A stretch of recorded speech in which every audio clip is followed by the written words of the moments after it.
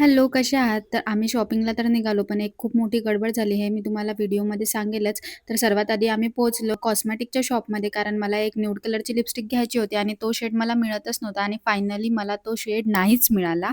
आणि मग नंतर आम्ही पोहोचलो कॉर्ड सेट बघायला, तर कॉर्ड सेट तर नाही मिळाला चांगला, पण एक ड्रेस काजलनी घेतला.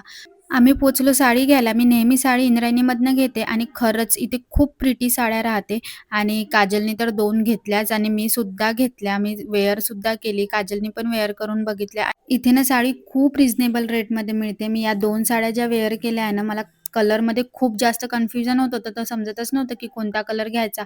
मग फायनली एक कलर घेतला. पण तुम्ही मला सांगा की त्या 2 कलरमधनं कोणता कलर छान वाटत होता हे मला कमेंटमध्ये सांगाल. आणि मग जरीकाठाचीच पण साडी घ्यायची होती, तर मग जरीकाठाची साडी बघितली, ते सुद्धा घेतली.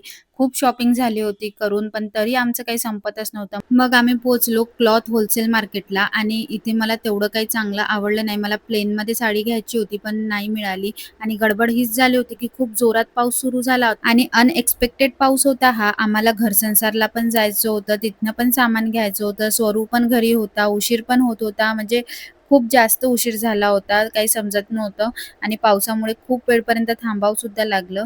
तर असा होता आजचा व्लॉग. भेटूया नेक्स्ट व्लॉगमध्ये, तेव्हापर्यंत बाय.